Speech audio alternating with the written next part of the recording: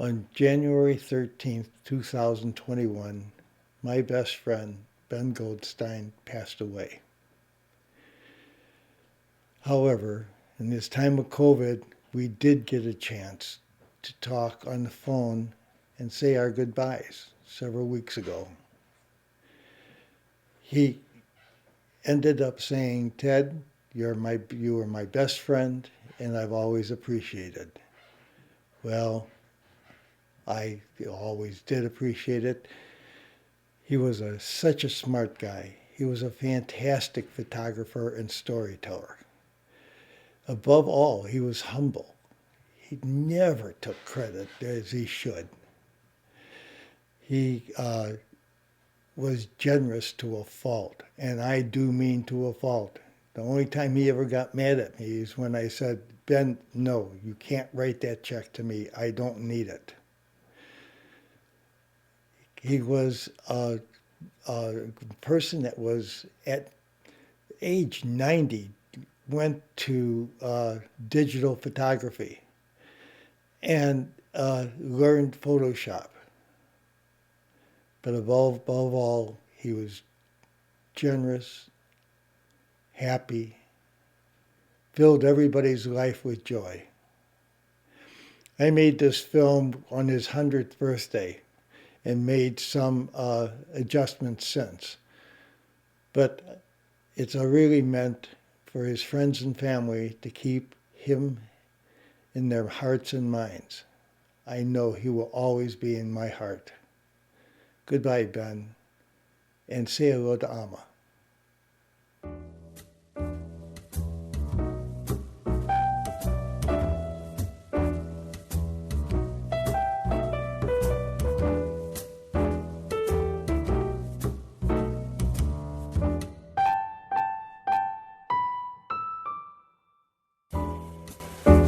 Hi, Ben. Before I do anything else, I want to wish you a happy 100th birthday. I really remember around 2016 when you first came in. I think the picture was the feeding birds, and you wanted an enlargement.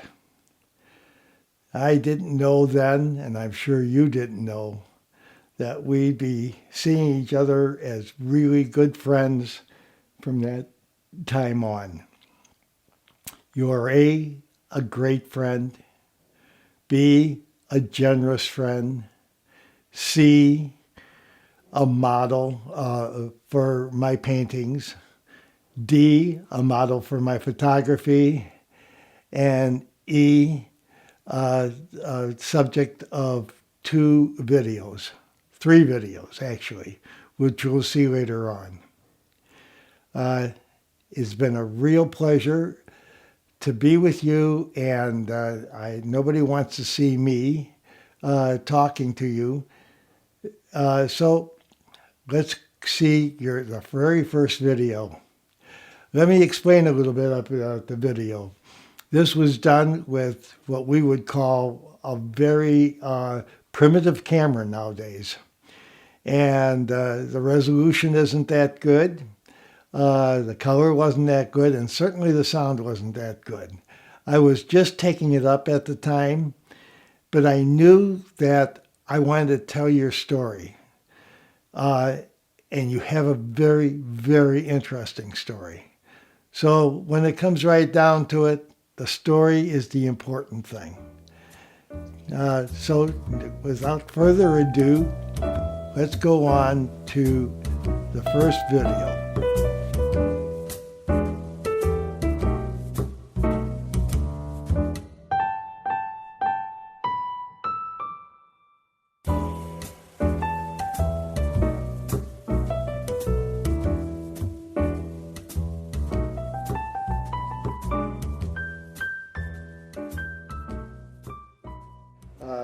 Hello, Ben. How are you today? I'm great. This is a beautiful day today, and it's good to be alive. Okay. Hey, I kind of like to ask you a few questions before you go down to the exhibit.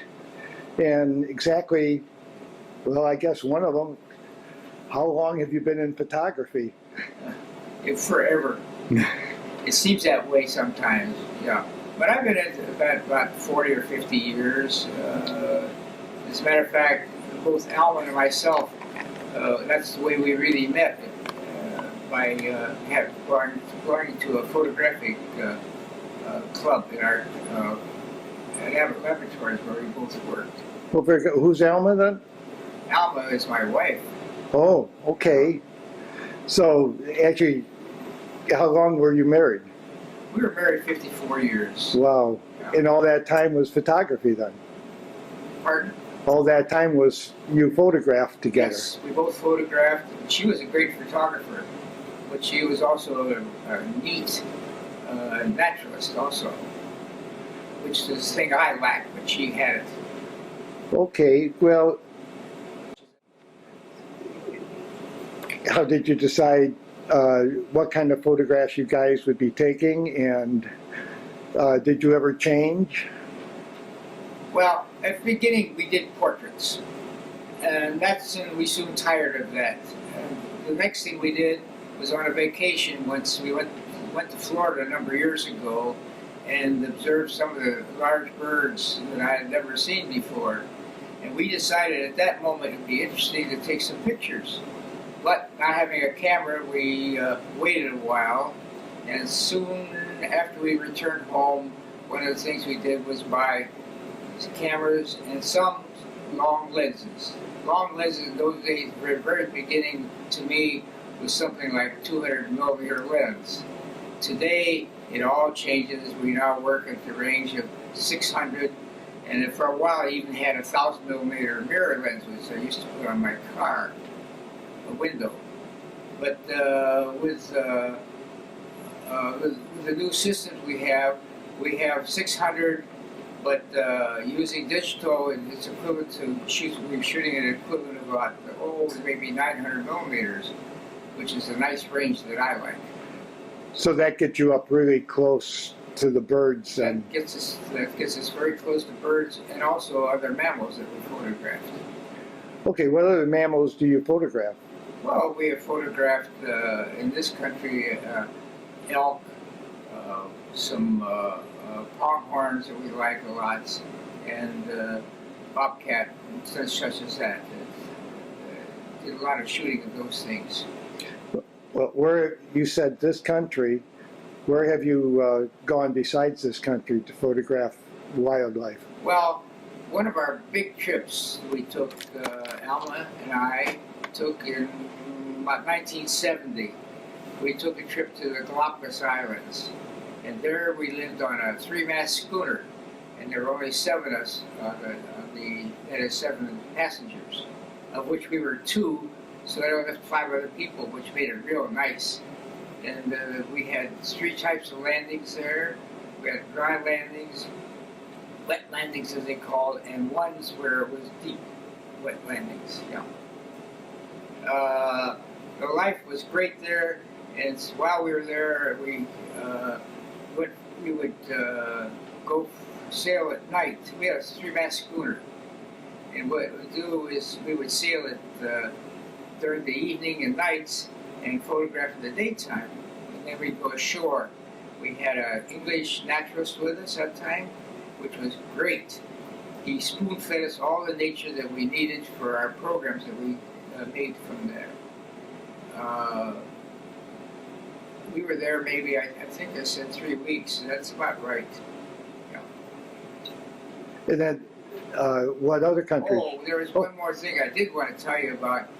As we walked around the places, we both, Al and I, decided that we could feel like it's just Darwin may have felt not walking from island, but going from island to island and discovering some of the same things that he did. We saw the differences in mockingbirds, especially on islands. Some islands, they were different from island to island, but it was very interesting, and we made our first big program there.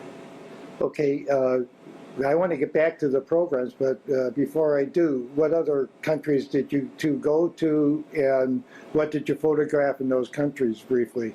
Well, The next big one, another big one we went to was Africa. We went to, this was about the 1970s, mid-70s, so it was more fun at that time than it is today. And there we shot the typical animals of cheetahs, lions, elephants, and etc. Well, where did you hurt your knee? What country? Well, we also on that same trip, before we landed in Nairobi when we went there, and from there we flew to the Seychelles Islands, which is about maybe 1,000 miles off the coast of Africa.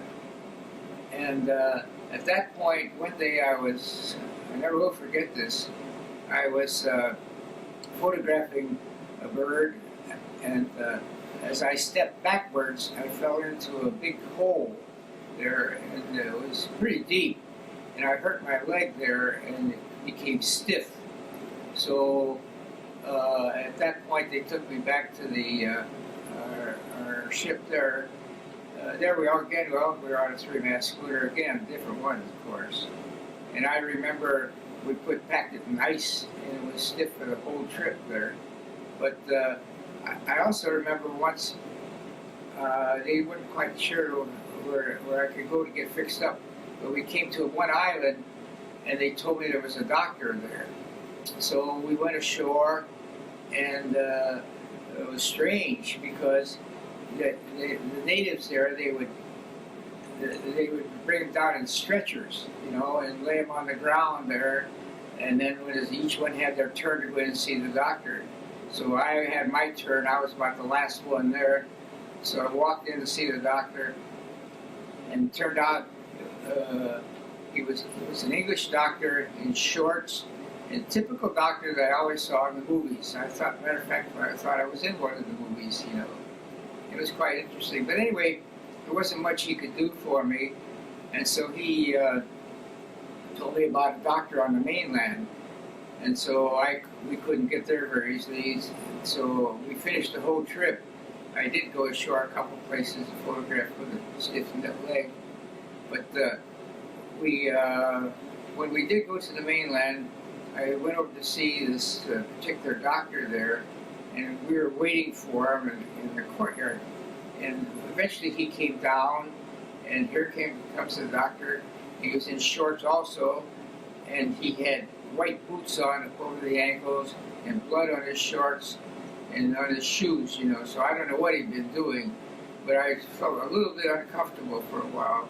But anyway, in the courtyard, we put me on a table, and then he sterilized the knee, and he put a needle in there and sucked out the fluids, which made it feel much better, but it was still a stiff leg. And I had that stiff leg not only through Africa, but when I got home, I think it was several months before it got well again. Good. And you were mentioning a rookery? Oh, yes, and there was another place that was very good. It's a island in Canada called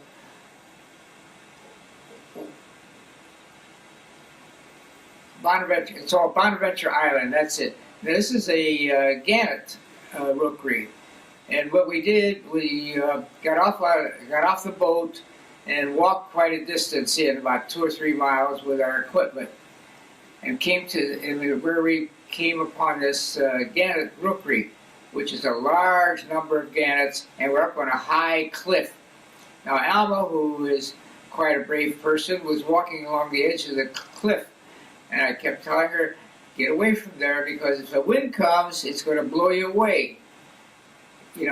But eventually I talked her out of it, and so she did come closer. Now, on this one, we did produce a program on the gannets of Canada, and someday we will probably show it again to some friends, but we really enjoyed working on this one. Well, maybe we could even make a DVD out of it once. What? Maybe we could make a recording out of it once. Yeah. So, okay, well, very good. Do you have any pictures of Alma that we might like to see? Yes, we're talking we have about a picture here of the two of us when we put on a program out in California just a few years ago before Alma passed away.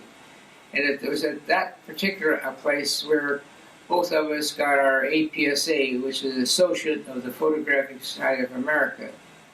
And that was quite a good thing for the two of us. Well, very good. Could you lift it up so we could see her? Yes, I can do that. Now, Alma is the good-looking one. Ah, well.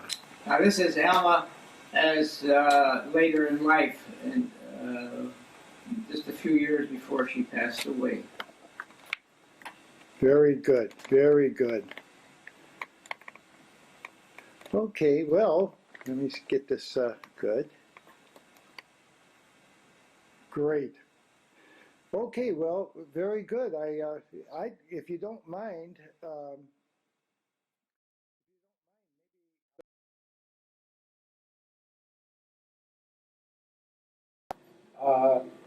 I'd like to make a statement before starting this today. All my life, I have been a film shooter. I've photographed film since about 45 years. Today, I have just started shooting digital, and I'm learning as we go along.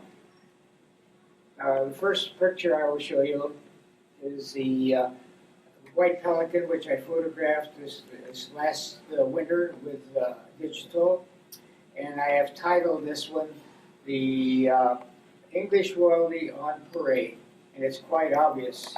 If you can use your imagination just a little bit, you will see what I mean. Now we will go on to the next print now, and I will show you that one.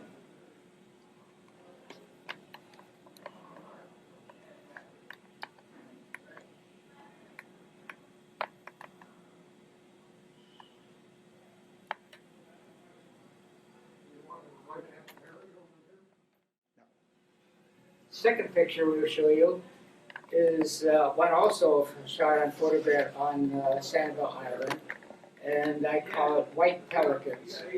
The thing that makes this shot real nice is the reflections that you see here of the white pelicans. The other thing is, I like the at the end on the right side, you just see a piece of the pelican, its beak. The important thing is that they're all in the same line, and therefore give it consistency to the shot. And also, it acts as a block. It keeps your eye into the print.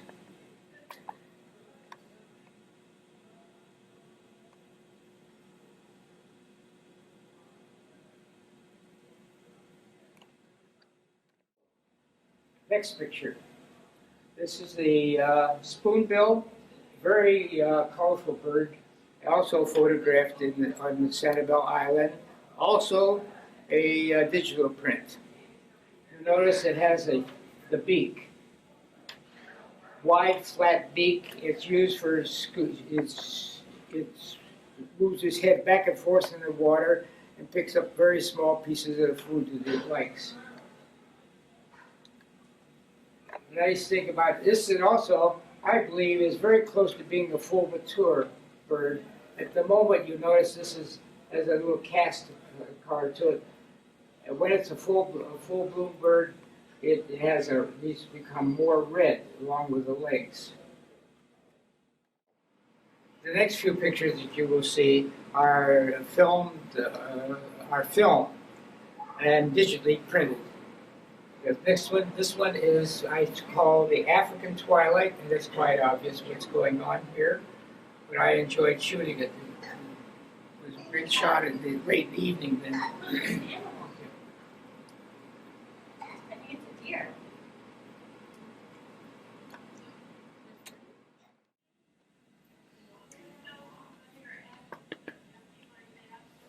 Now the pair of deer you see here are deer called Sika deer. They're a Japanese deer, and they were brought over to this country some years ago, and they were found on the island of Chincoteague or Assiniboines, I forgot which, both off the coast of Virginia.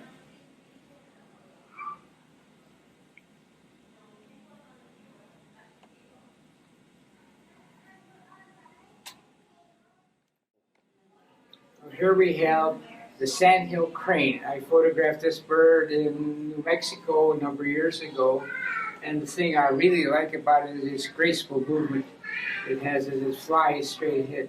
I like the way the feet, you notice, come straight back, and the tips of the wings are flowing upward. Great bird shot. I like it a lot. Now here we have the African hippo, one of the most dangerous animals in Africa. I photographed this one in Tanzania a number of years ago. And as you can see, he's a big guy, and he can really push around these other smaller hippos in the scene. Here we have the male lion. I photographed this one about the same time as in Africa as I did the hippo in back of me.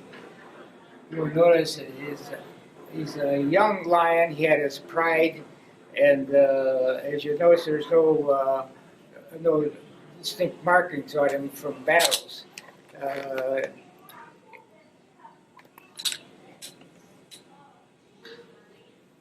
that all right? This was photographed a number of years ago almost at sunset, and I call it a Phoenix sunset time.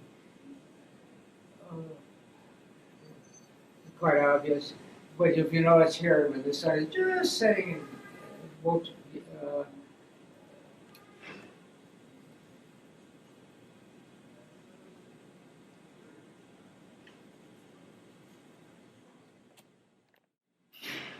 I'm going to show you now a series of 3 puffins. The first puffin that you see here these are the Atlantic puffin.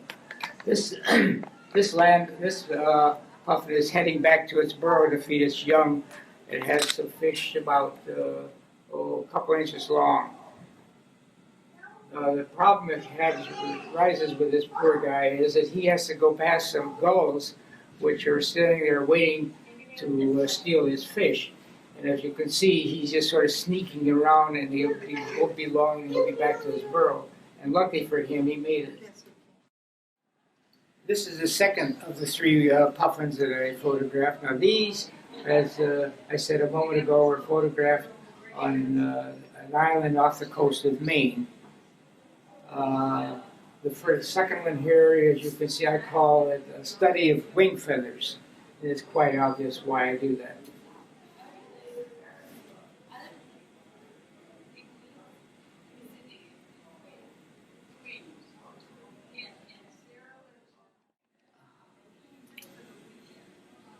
This is the third of the series. This again also was photographed on the Machado Sea Island. This is just a plain portrait of the bird, and I really like it because it came out beautifully.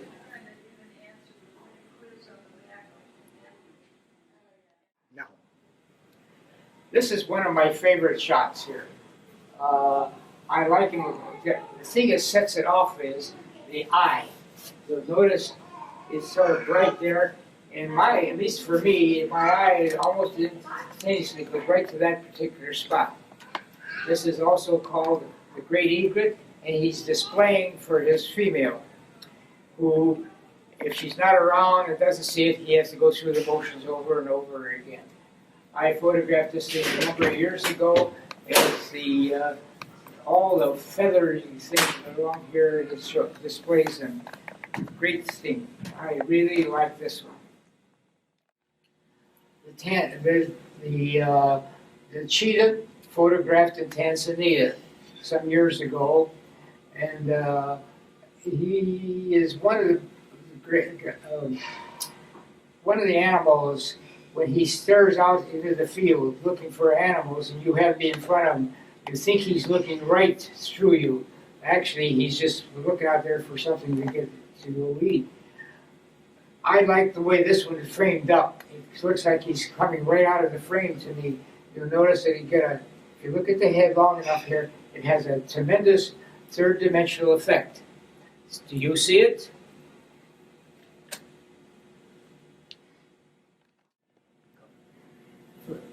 The anhinga, the male, the way you can tell the male from the female has a dark neck, and so on like that. The female is a brown neck. You can tell that this bird is in the mating plumage because it has that little green eye around the eye. You can see this is a bluish green there. Also, at this time, it has this nice little color coming out of its head. The way they fish, they swim underwater and they spear their fish, come ashore if it's big enough, and they flip it in the air and swallow it head first. And it's pretty obvious why they do that. As you could probably see there, if you'd hate to have all those scales going scratch, scratch, scratch down its neck as it that way.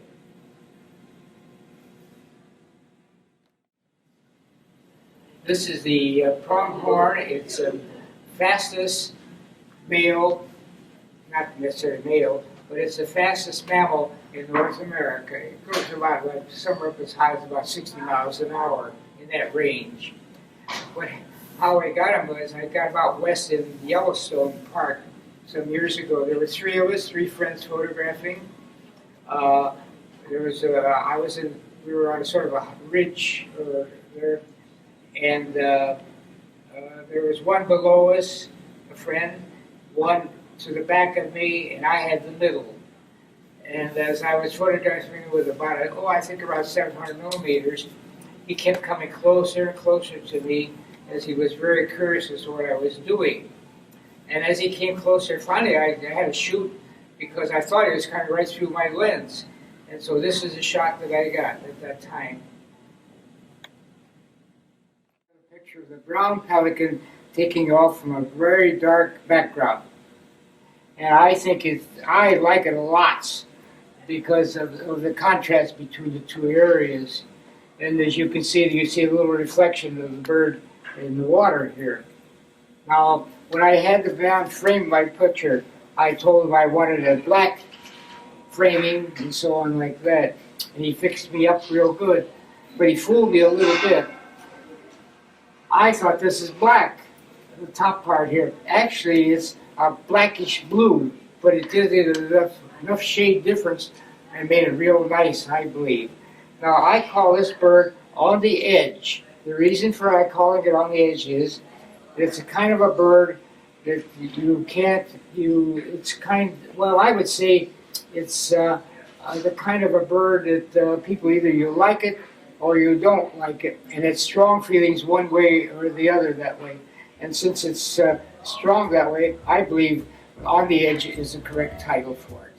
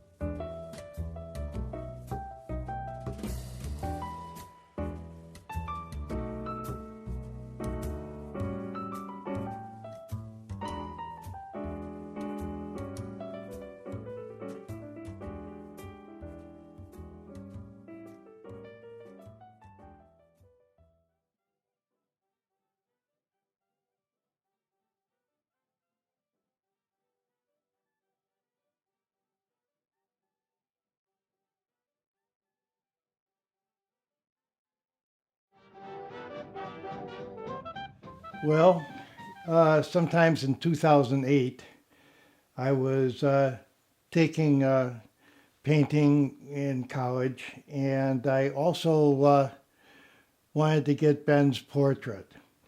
So one day he came over, and he was, as usual, a great model. And of all the shots I took of him, this one was the one I picked and gave to him. He has that hanging. And then I did a portrait of him.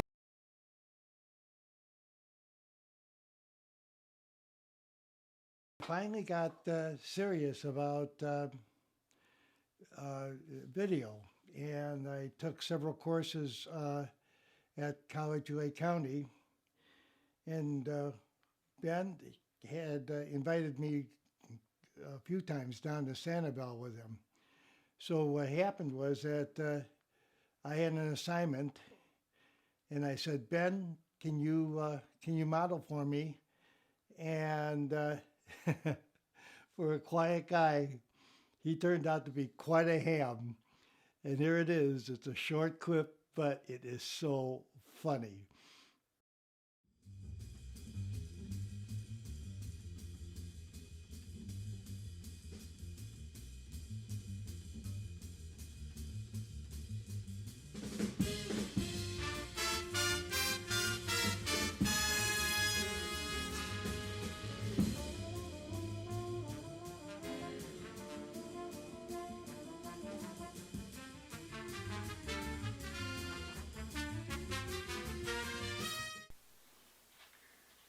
Boy, another February day. Drowsy day. I don't think I'll be able to come back here again. Too cold, too early. Another February day. Uh, Good thing there's good coffee around here. Oh, this water is so beautiful. It's really neat. Good shooting, Ben, when you go out someday. Yeah, yeah. Oh, that cup is heavy today. Oh, it always gets heavy in February. Why is that? Water. And now for. There we go.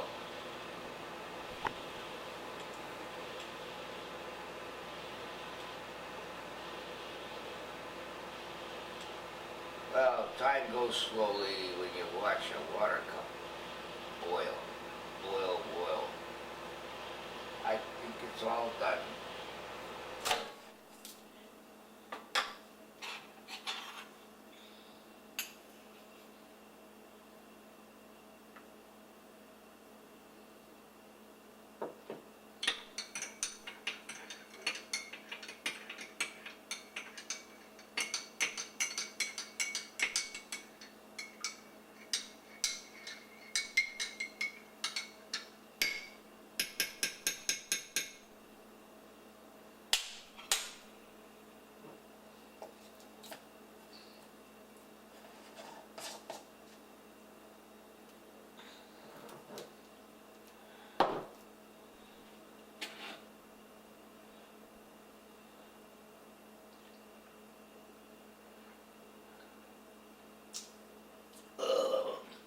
Not bad, not good.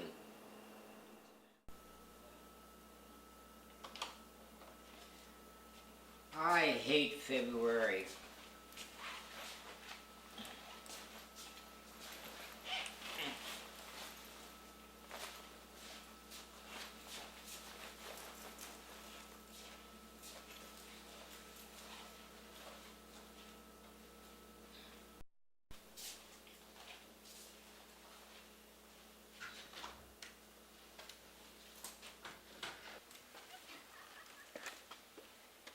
February's not too bad after all.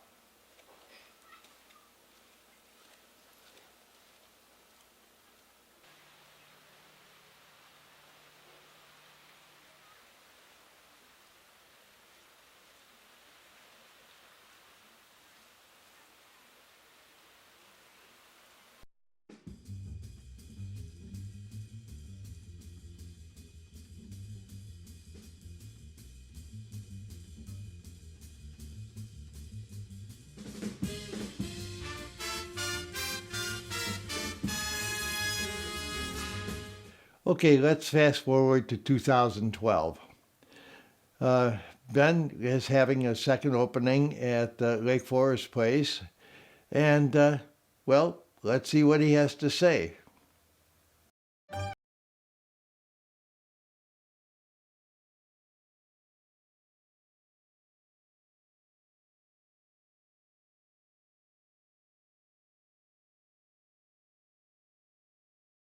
The title I've given it for this day is Wildlife, a photographic journal by myself. Oh, Ben. Okay. Hold on. All right. Well, the first one is the pronghorn. Now, this is the fastest mammal in North America, and I think it's second fast worldwide, second to the cheetah. Now, this is not an antelope. It's an antelope-like. It's in a class all by itself, and unfortunately, it was a long name, and I don't remember it. But anyway, the important thing is it is not an antelope, but it's an antelope-like. Now, and I believe that will tell the story here. I think we could go on to the next one. Well, where did you take it? Oh, well, this was taken in Wyoming and Yellowstone a number of years ago with a friend. Actually, there's a story here. There were three friends going. A guy by my neck, myself in the middle, and the guy mentioned Len Bacinio. Okay? Now, I was the guy in the middle. Nick was down below us. We were at a high ledge. And Len was further on the other side of me. And when all of a sudden this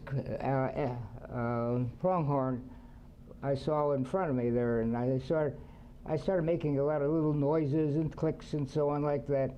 And this is an animal that has a lot of curiosity about him. So he started walking slowly to me, and I'm looking at him with about 700 millimeters of lens. And suddenly I get the impression he's going to walk right through my lens if I'm not very careful. So I hurry up and shot, and this is what I got for the day. As you can see, it's really quite good, even if I must say so myself. Yeah. Well, I'll even say it. It's quite good. Okay. All right. You usually get a thank you. I thank you.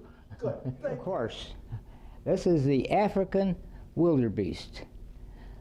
The problem is he's in deep trouble. You'll notice it's going on to darkness, and the lions will be usually coming in this area, and they hunt. And I'm afraid he'll be one of the first ones they catch. His problem is he's not with the herd. And so when he got lost from them, then his problems arose again. Now we have the American bobcat.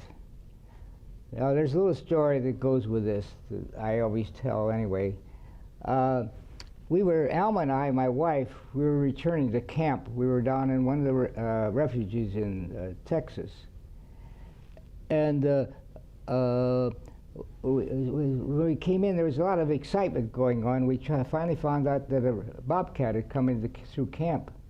So I talked to the naturalist, and he said it was around back there someplace, and I don't remember where now. And so we went around there, and we couldn't find him. So we changed lenses, and went back and photographed small flowers, and we were on the ground shooting like mad. When I looked up, and there was the bobcat over there on the road, sitting there watching us. Now, it looked to me like he was laughing, but I wasn't sure. Anyhow, what we did, I changed lenses quickly to a 300, which was easy to work with. And as I walked closer to him, I photographed him. Then suddenly he picked up and he went down this little dirt road. Now he was on one side and I was on the other side. And every now and then I'd take a shot at him. And finally at the end there, he crossed the road and he was going to jump into the bush, and I would be the last I'd see him. So I was trying to figure out how to hold him. So I said the most important thing I've ever said to an animal. I said, "Here, kitty." He stopped, and this is the shot I got. So that's why it's nice to talk to animals sometimes.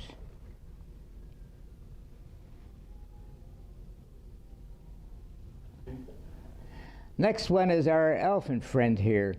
We were photographing, and it was really on a mountainside, you know, and there was a large number of elephants feeding, and you could hear that glop, glop, glop, and so on like that. But they were having a good time, and we did too. Very good. And where was it taken? This is Africa, Kenya.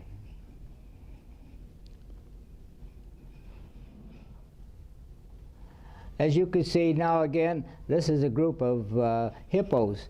The one you're looking at here is the male, and he's pushing, the rest of them are all females, and he's just pushing them all around to his delight. And I don't know which one he picked to mate, but he sure had a lot of picks. Very good. And you told me that, what, it's the most dangerous? Oh, this is the most dangerous mammal in Africa. That is to people and so on like that. That's probably because a lot of people come down to the ponds where they are and forget to look around. Now we have the cheetah, which is the fastest mammal that I know of. There was one thing about these cats. When they look at something out there in the field, and if you're in the road, you get that strange feeling like they're looking straight through you. I don't know how to explain it better than that. It's not a very comfortable feeling sometimes. Also, you notice here, which is a nice thing, it's a third dimensional effect here with his head. And to me, it always looks like it's going to pop right out of the picture. You're now looking at a pair of Sika deer. The size of these are very small. So they are about the size of a large dog. And the way they originally came from Japan. And how we got them was that years ago there was a circus going through this particular town in Virginia, and when they went broke, they were going to destroy them. So the townspeople decided to buy them, and they put a number of them on this island called Assateague or Chincoteague. I can't remember which one, but they're sized by each. And when they put them there, they put a number of them there, and over the years they reproduced and they ran wild. So on this island, if you go over there, you can see some nice little deer like this. It's really quite interesting to watch. And I had a lot of fun shooting this one. This African twilight, and I really should say Alma called it that. It was in our program on Africa years ago, and it was the final program, final shot for the evening. Now these giraffes are walking slowly. It looks like you can look at the thing, you don't know if they're walking away or to you, but they actually are walking away from us. And I thought it made a great picture for the end of our program on Africa that time. It almost looks like it's a romantic thing, the two walking by themselves. That's right. It has a strange feeling about it. The great blue heron. The thing I like about this one is, it's like he was taking off, so I titled it really A Study of Flight Feathers. You can see how they really hang out like that. It's amazing, and I really like this one a lot. And where did you take this? This was in the Everglades. Where? Everglades, Florida. Oh, okay. Everglades. This is the male Anhinga. The way you can tell this, of course, is the male has a black neck and the female has a brown neck. Now this guy also is in mating season time for him, and you can see the eye, the green eye there, and the blue. That indicates they're ready to go. And what he does, he looks for a female that has that same type of eye, and then they get together and they make whoopee. The male vulture, and it's also called the black vulture.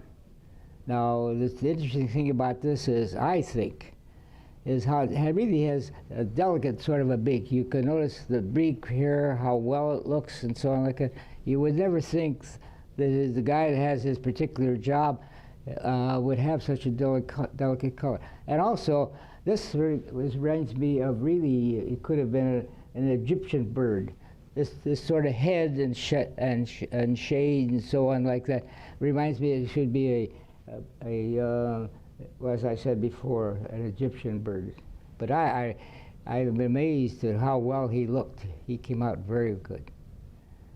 You're now looking at the red knot in the winter plumage. He has just flown in from South America. And when I say south, I mean clear down to the tip someplace down there, really south. And when he flies up all this distance, he loses about 50% of his weight. And then he spends time here feeding. What is he feeding on? Well, also coming ashore are the horseshoe crabs. And they are mating at this particular time, and she lays her eggs in the sand. And then as she lays them, she covers them up. She digs quite a ways down.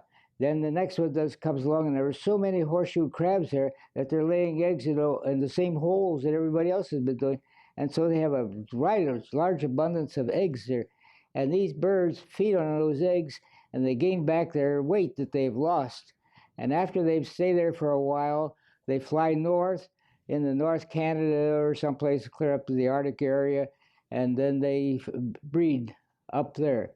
When they go back clear to the end of South America, and that round trip is maybe 20,000 miles. You're looking at one thing that I really love, and that's the reddish egret. This reddish egret is in the white phase. Normally they're sort of a slight gray stage and blue in it and so on like that. Now this is rare. You don't see them very often. And what happened here is, as he's feeding, another reddish egret, white phase, moves into his territory. Now as far as he's concerned, there's only room for one. And he's going to be the king. And so he's picking up out of the water, as you can see, and he's heading towards that other guy, and he's going to boost him out of his territory. And that's exactly what happened. What I like, though, is this part right in here. You can make a shot here, too, if you want to, but I wanted the whole thing because that's the story. And it's because that's what Elma and I were. We were storytellers more than photographers. This is the lion, of course, and I call him the African King Speaks. He looks very gentle, but I would hate to be in front of him at the wrong time. Now, he's really a young lion, with probably be his first pride he has. And I don't think he's been in too many fights. I don't see any marks on him except maybe perhaps that one, and I think that's a natural thing. But anyway, I enjoyed photographing him because I always wanted to do one like this. Where did you take him? This is Kenya. Kenya. Yeah. Well, thank you very much. I guess this ends our little sojourn into Africa, mostly. Yeah.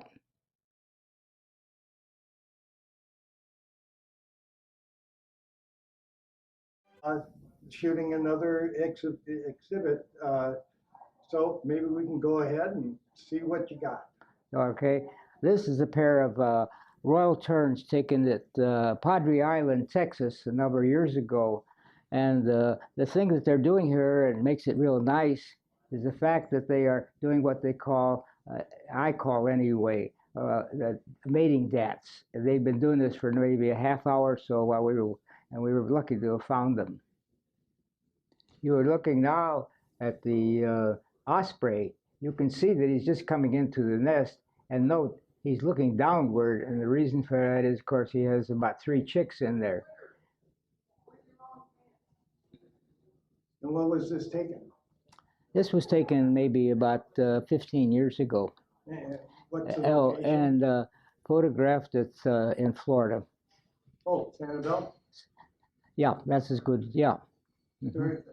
Okay, this is kind of a beautiful color photograph. What is it? And this is the flamingo, a well-known bird, and I call him the Red 8. And I think that is quite obvious. You're looking here at the black-bellied whistling ducks. Now, unlike many ducks, this species is largely nocturnal, migrating at night while nesting and feeding during the daytime. Very beautiful bird. Thank you. Yeah, how did you get them all lined up like that? Was it just luck? It was all luck, but you have to be quite observant of all the whole things going on around you then.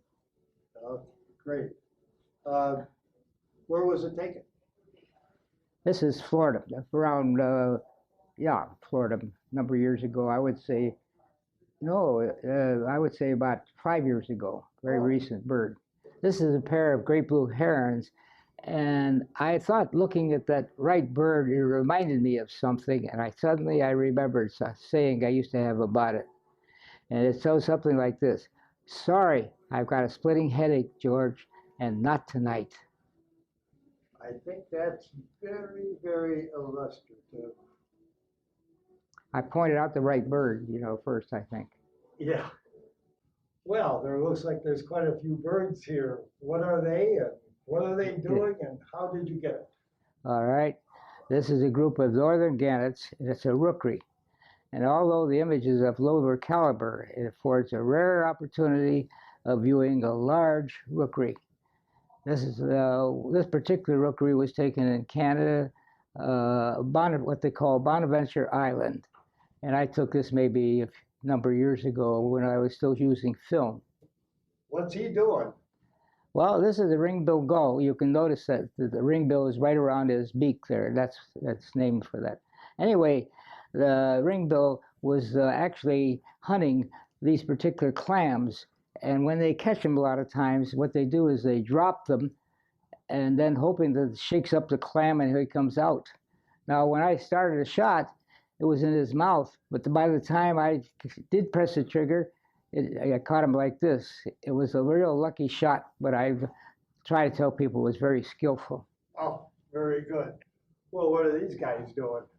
Well, this is the great blue heron, and they're greeting each other at the nest. They sometimes do a little pecking too, and sometimes they do a little smooching. But anyway, it was a lot of fun shooting them. And where was it taken? This is a Florida setup. Okay, film or digital? This is film yet. Oh, this doesn't look much like a bird then. What is this? Well, this is a picture, I call it, every grandmother's dream. The child was there playing around, and I just happened to be walking along, and I also just happened to have a small lens with me, camera. And this is the result of it. This is a bald eagle shot around Salt Lake City, and I would say maybe also film. A lot of these are just film shots, but I enjoy doing them. Okay. Ben, what's this? This is the American avocet, and what he's doing. First of all, the female has laid 4 eggs, and what he's doing there, he's turning the eggs so that so there won't be a flat spot on the egg. And I'm not sure why that is, unless maybe it's rather crowded in there. Anyhow, that's what's going on. Well, they sure look camouflaged. Yes, the eggs are. They're very difficult to find, except we found the bird first. Ah. Right. We're now looking at the white-tailed tropic bird. Now, this was photographed in the Seychelles Islands, which lies about 1,000 miles off the coast of Africa in the Indian Ocean. Now, also, this is one of the seabirds, which means that they save most of their lives at sea, and they only come ashore during the breeding season. Notice its long tail. Very good. It's rare, isn't it? Yes, this particular bird is rare. Well, what is this? This guy doesn't look very happy. Well, this is a cattle egret, better known for a type of bird that usually follow cattle, and as the cattle would munch around, a lot of insects would fly up, and this is the way they made a living at it. Now, this bird probably crossed the Atlantic from Africa maybe a number of years ago and wound up in South America, and slowly it's been working its way up north, and now you'll find them around here also. Very good. Is it a chick or is it full grown? This is a full-grown one. Yeah, it's going into just getting into the mating season. The thing I like about it is the thrust of the leg. It gives it a third-dimensional effect. Right. Yep. Well, this is a particular picture that my friend took, Ted Foss. He had nothing else to do that day, and shooting wasn't that great, so he thought he'd get out a good shot of a very important person. And this is it.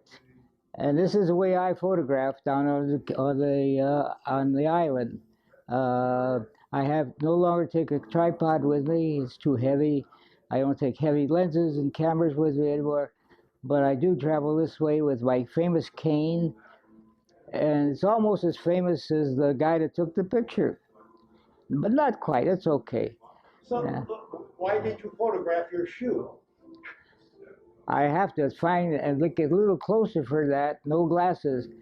Well, I photographed everything else, but I never shot my shoe before. I wonder why. That's because I usually ran out of film in those days. But now I shoot digital, so I can just shoot away like mad. Notice the shoes? They are very expensive shoes.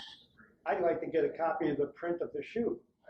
Well, you can, I'll tell you what, I'll let you make a copy of this for yourself. I won't charge you very much. Oh.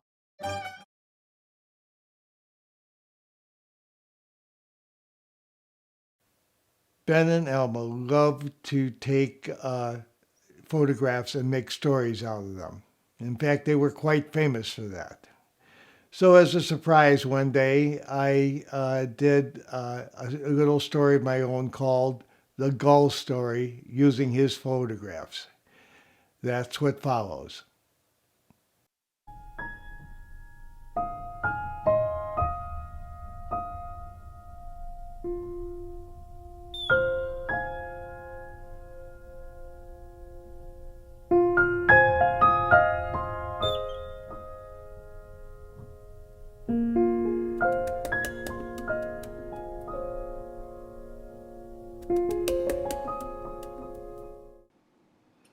I'm such a happy gull, strolling along the seashore, having a great, great time. I think I hear something. Oh, I hope it's noisy, because so many times they go down there and they see me and they just clam up.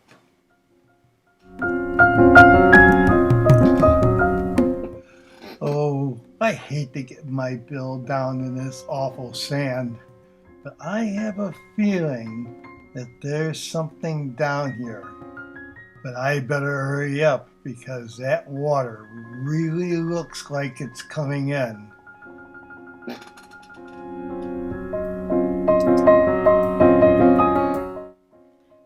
Oh, darn, here comes this water. But boy, do I have something down here. It's worth drowning about. Oh my God, I can hardly talk. There's so much water in my mouth.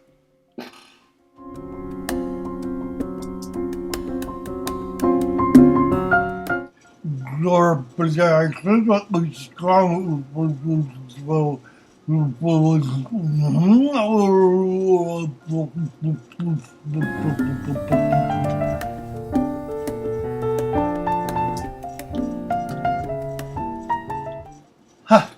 And look what I found! A little clam just waiting for me. That sure was worth getting my head a little wet.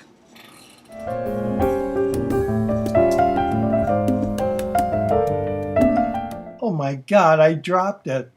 All that work. I hope it doesn't get away. You know how fast these clams can be.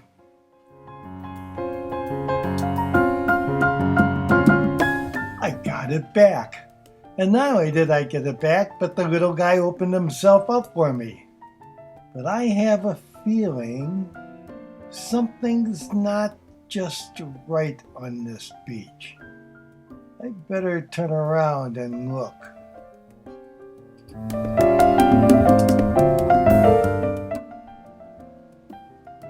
Oh, great. Look around. There's that damn Ben Goldstein with his camera, and he wants to get another picture of me eating. Well, is there no privacy in this world? I think I'm just going to have to leave. Boy, I would just love to have a little picnic on the shore without having any interference from Ben. He's always here. He's always with his camera. Well, I am leaving. I am so sick of this.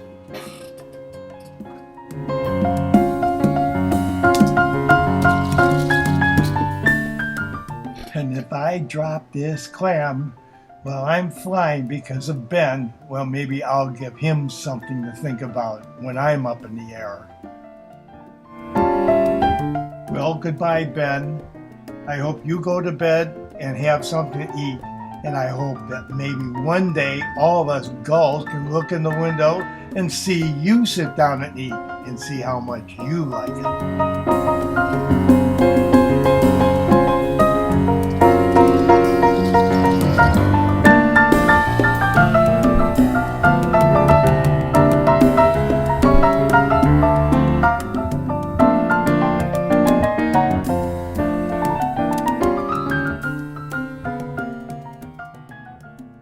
Well, Ben liked the ghost story so much that I decided to do another one called The Purple Galileo. Actually, we did a series of photographs that's hanging in his apartment right now. And so I decided to make another story for him, and that's what follows.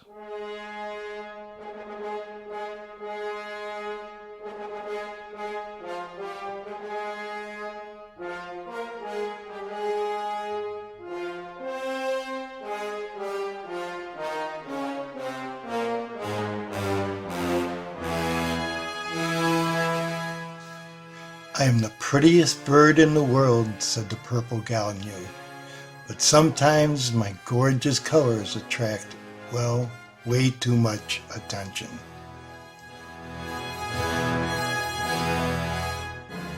Oh, Mr. Hawk, and he looks very, very hungry. I think I better get my lovely, beautiful tail down in the water so he can't see me. He can't see me now, I don't think. Maybe he can. I better be really, really careful.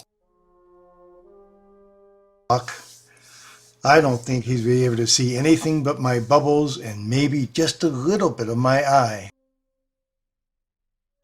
Aha, I can't see him anywhere. Well, I think he's gone. Thank goodness.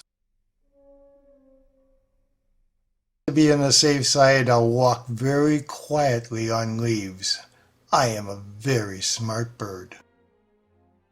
Now I'm getting away. Oh, I am not only bright, but I am bright.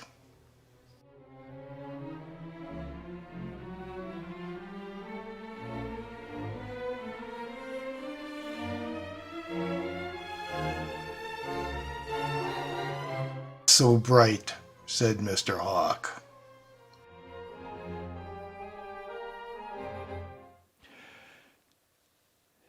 Okay, now there's a group of photographers that get together every Tuesday morning, and they are Cosmo Liu, Maury Bischoff, and Len Messenio, and myself, along, of course, with Ben. On his 99th birthday, they all got together and sang, and it's apropos for his 100th birthday. So here's the group that he always sees on Tuesday morning. We are, and here's the group. And who are you? One at a time. Len Messenio. And Maury Bischoff. Cosmos New. And I'm Ted Foss. You'll never see me because I'm so much more handsome than they are that makes them look bad. Okay. So what do we have to say to him? Happy birthday To you. Oh, happy birthday to you. Happy birthday, dear Ben. Happy birthday to you. And if this doesn't come out, go check with Ted. Yes. Well, that's the end of the video. I hope you like it, Ben. This is everything. And I was happy to put it all together, and I'm just so happy that I'm able to celebrate your 100th birthday with you. Goodbye.